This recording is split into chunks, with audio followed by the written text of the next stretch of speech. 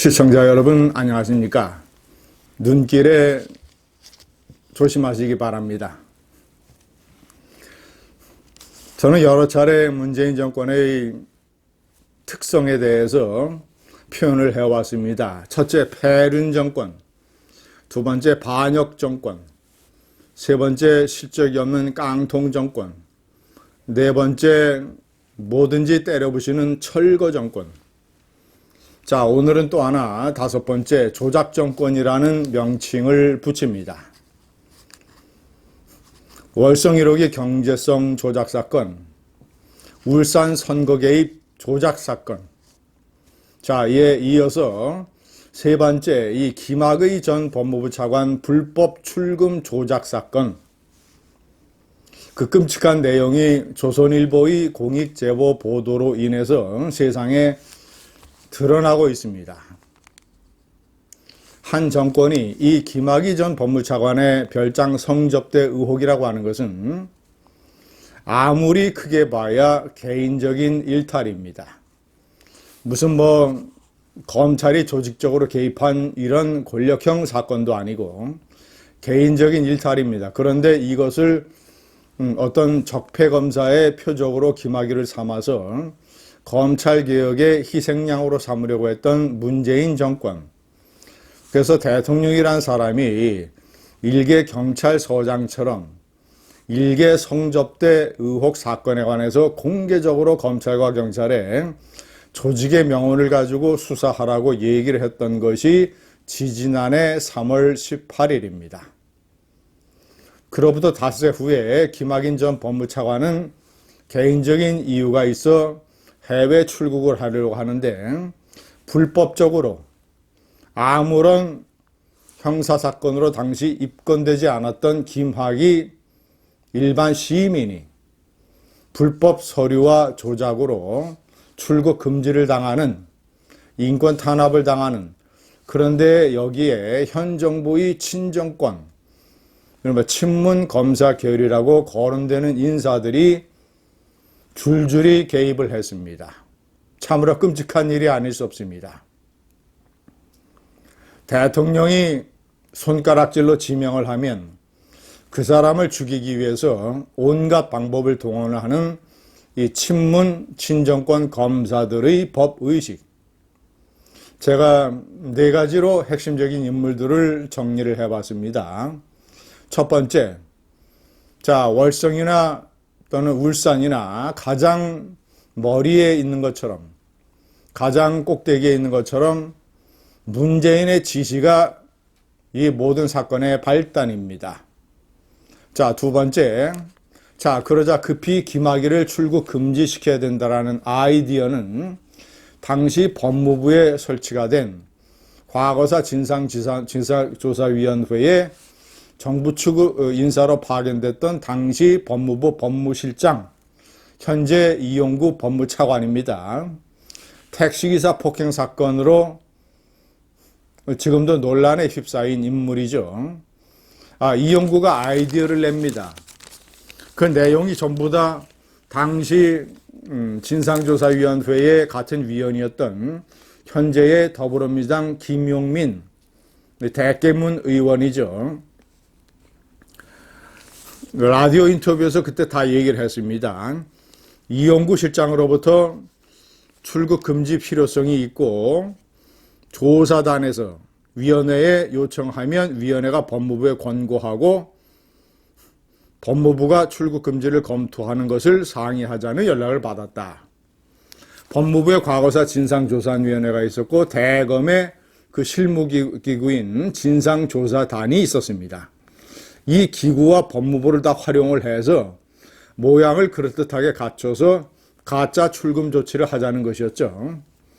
자, 그래서 움직인 게 제가 얘기하는 실무기구 대검 진상조사단, 이 민간인으로 구성된 진상조사단인데 역시 검사가 파견되어 있었습니다. 이규원 검사입니다. 자, 이 이규원 검사가 발바닥에 불이 나도록 뛰어다닙니다. 자, 근데 당시 김학의 이 민간인은 뭐 아무런 형사 사건으로 입건이 되지 않아서 사건 번호도 없고 내사 번호도 없었습니다. 자, 그런데 이규현이가 대검을 통해서 이제 가짜 서류를 만들려는 작업을 하는 것이죠. 대검 기획조정부 과장을 지냈던 김태훈이가 이규현의 요청을 받고 아랫사람들에게, 윗사람인 부장에게도 알리지도 않고, 그런데 이 대검 기조부의 실무자들이 다 거절했다고 합니다. 왜냐? 불법인 것을 알고 있기 때문에. 명백하게 긴급 출국 금지를 시키려면 수사기관의 장이 출금의 사유와 출금 예정 기간 등을 적은 요청서들을 출입국 관리 공무원에게 보내야 한다. 수사기관의 장, 직인이 있어야 됩니다. 자, 그런데 사건 번호와 내사 사건 번호 또는 내사 번호가 있어야 되는데, 기가 막히게도 사건 번호가 없었죠. 왜냐하면 형사 입건이 안 돼 있었으니까. 자, 기조부 이규현의 요청을 받은 기조부의 이 연구관들은 이 출국 금지 요청은 수사부서에서 하는 것이고 기조부가 하는 것은 위법하다라고 반대를 했습니다. 정신이 바짝 든 검사들도 있었습니다. 자, 그러자 이규현 검사가 사실은 조작을 합니다. 사건 번호가 없는데 무혐의 처리된 과거의 사건 번호를 기재를 했습니다. 또 법무부에 내야 하는 승인 요청서에는 동부지검에서 가짜 내사 번호를 적었습니다. 사건이 입건도 되지 않았는데 완전한 불법 출금이죠. 기관자의 관인도 없었습니다. 자, 이런 것을 이제 나중에 다 이게 불법이고 은폐고 다 이 불법인 것이 드러날 것 같으니까 이 조작하고 은폐하는 작업을 하는데, 이 작업에 개입한 사람이 이성윤 중앙지검장입니다. 서울중앙지검장이 동부지검의 고위 관계자에게 전화를 해서 내사 번호가 부여됐다는 사실을 거짓으로 알리고 사후 승인을 해달라는 취지의 말을 했습니다. 그러나 동부지검은 이것이 가짜라는 것을 아니까 아무런 조치를 취하지 않았습니다.